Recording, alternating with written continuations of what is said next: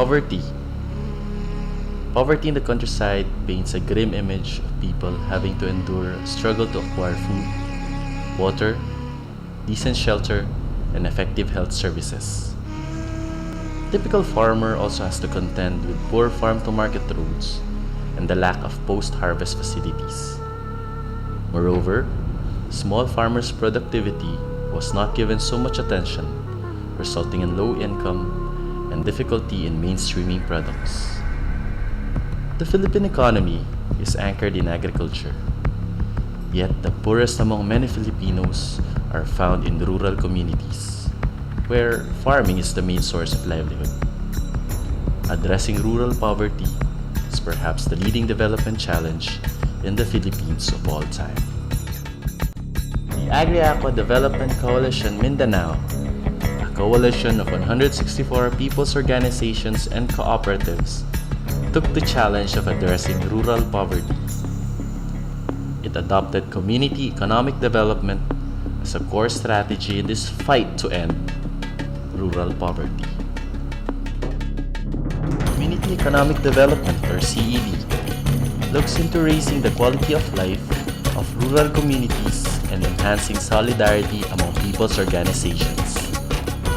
It engages local government units and private sectors as partners in achieving sustainable economic development through the equitable distribution of income and maximization of the use of natural resources. The heart of CED is the establishment of community enterprises that are both profitable and environment-friendly. AADC started preparing the Coalition for CED in 2002, with Community Enterprise Organizing, or CEO, as an approach for enhancing involvement of POs and cooperatives in local economic development. CEO requires the change in the mindsets of farmers, from passive producers to proactive entrepreneurs. Hatag yung kalikon sa mo ang katong gidiagnose nila, gituluan yun sa pagpalikon sa tuo, ay vision and mission. Yung mga opisyal, nakakuan ugod sa ilang function ka, na ilang role na ginatamdan. Kaya ang uban god, kanya to, baliwala lang ba ang kuan. Then karon nga kanang nanisulod ang AADC, murag na nakamata lugar sila nga ingana di ay ang function. Providing opportunities to farmers to become productive and viable is a CED way of life. With low profitability of corn and sugarcane, two of Bukidnon's premier products, farmer organizations under Agri-Aqua Mindanao are driven to actively seek other opportunities to earn better income. The Cassava Enterprise in Bukidnon, operated in partnership with San Miguel Corporation, or SMC, has brought forth life-changing results for farmers. These are their stories.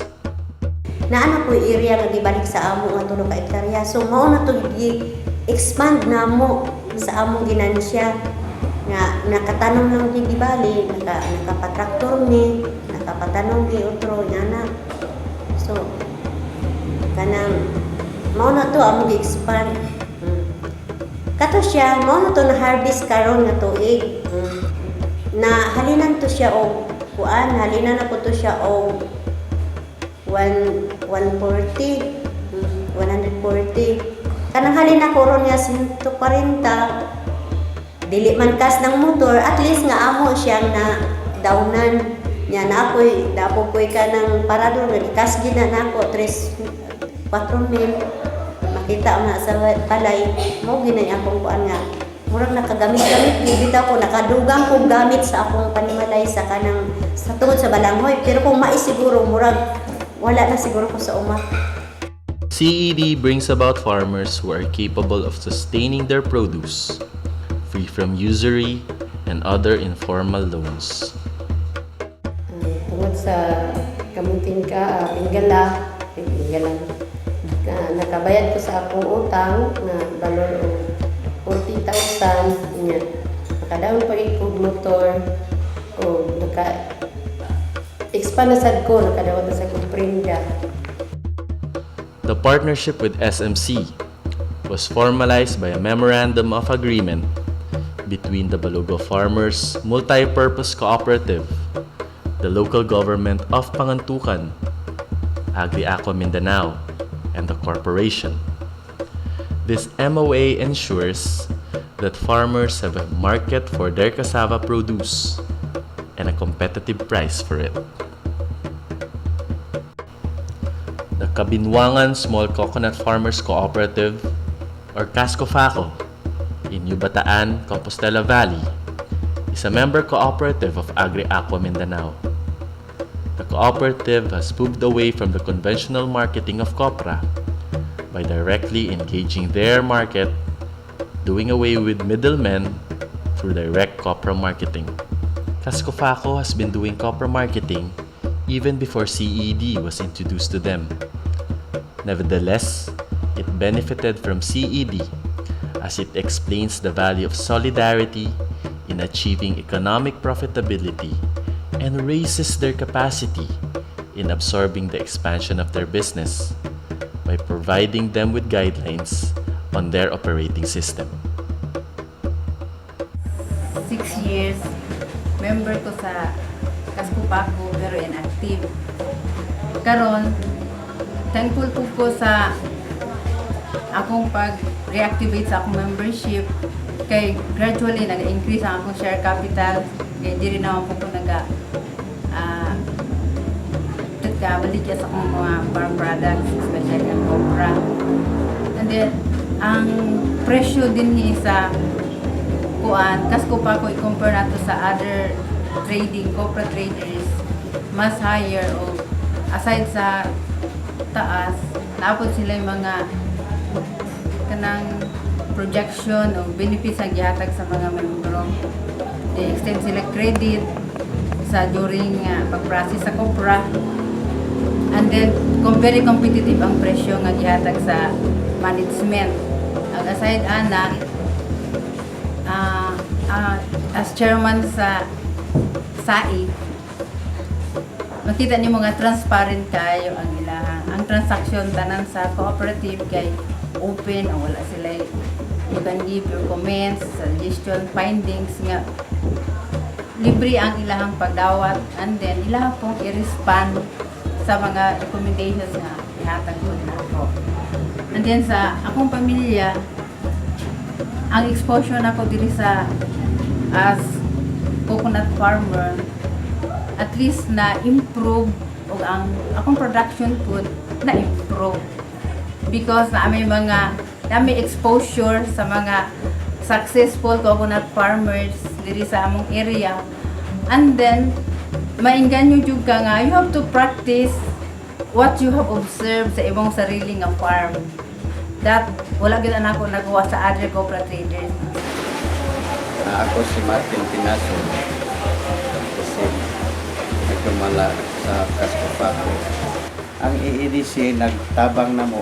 So kayo man nakatunan tungod sa mga seminars nga among gigather sa AADC ngadto sa asa may dapit mo seminar.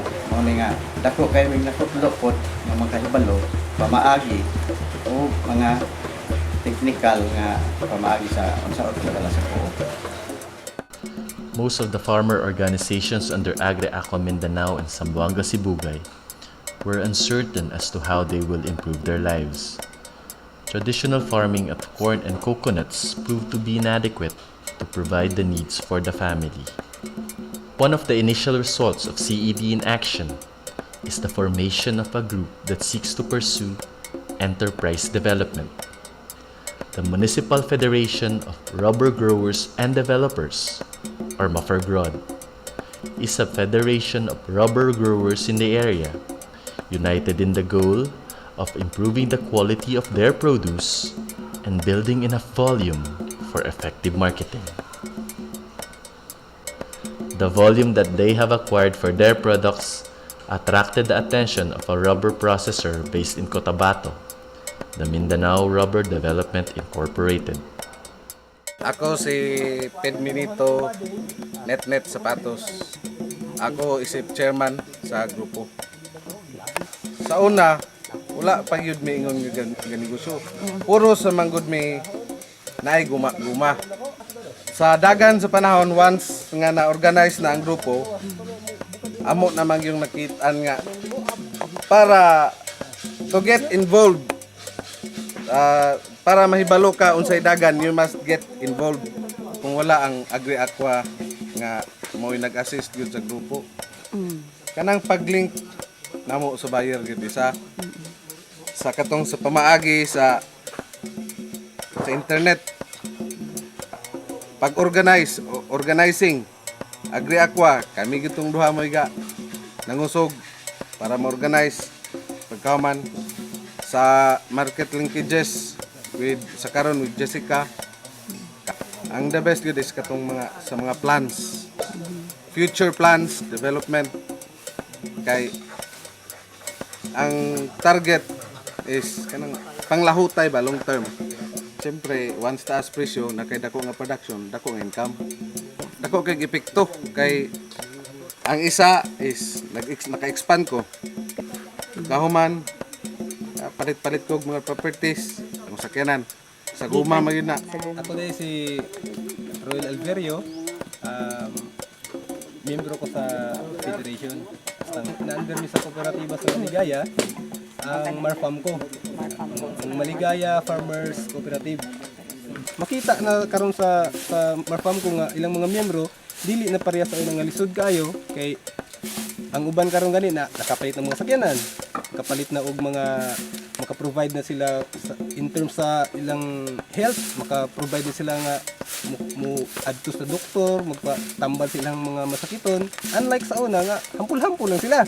Oh, pero dili man pud ingon nga ato yung i-discourage ang herbal medicine kay epektibo mo gina siya. Pero kung sa kuan lang sa kung mukhang nga maka-afford ba sila or dili, maka-afford din ang tao karon pag kuan sa ilang mga kuan nila. Sa akong pamilya dako kayo epekto ang rubber nga negosyo kay ngano, pahit ko og kining truck, nakapahit ko og kining motor.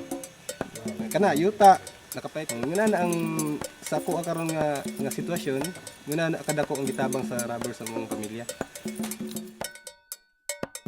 As the enterprise of the Federation continues to expand, it also increased job opportunities for the people of Zamboanga Sibugay. Ito si Anglito Balde, nagpuyo sa Barangay Lakanay sa AADC Zamboanga Sibugay. Akong trabaho sa kasantiro, isip sa katapers, sa rubber tappers. Kadako kayo katabang may tungod sa panginabuhi na sa rubber, tungod sa mo income ang ako ang gisanggutan og 300 kilos per 15 days. Ang akong income kon kuan mo 300 kilos to mag 3 dos sa to pa 40% ang ako ang bahin. Naapay daghan nga napalit nako TV, CED, sing-along, kapalit ko og gamay nga yuta para makatanong sad og gumang ato galingon. These stories of success in Bukidnon, Yubataan, and Zamboanga Sibugay will not be possible without the support of other stakeholders in CED, particularly from the government and the private sector. Tungod sa bisyon sa mga leaders pangkuka, sa pag-uswa sa kung nagkanong makaitang o tungod sa pinakita na hadoon na ang merkado pangkukan, nagyo niya sa mga hilingan ng siyudad.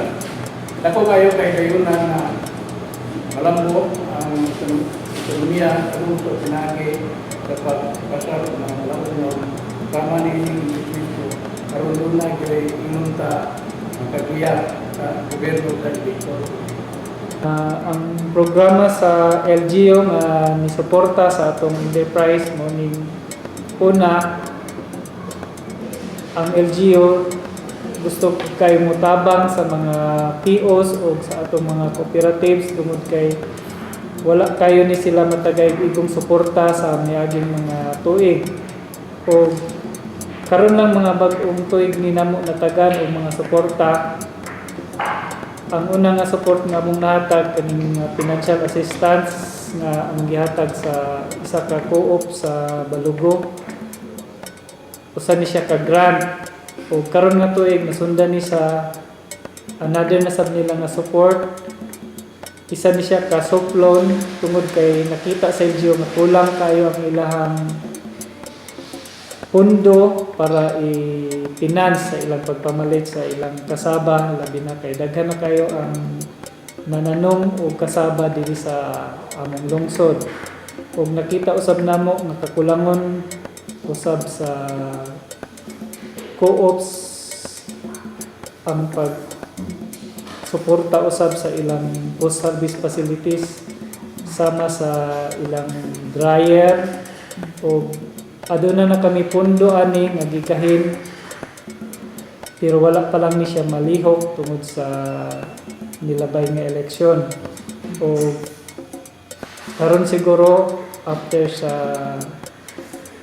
taking sa mga bag-ong opisyales gayo na ni sumala sa pagtabang usab sa AADC nga mao gyud nag-una naninguha nga masuportahan usab sa LGU kani mga POs ug mga co-ops nga nagalihok o diri sakop sa among LGU. Support na na-extend sa San Miguel is of course the marketing ayap na a guaranteed market.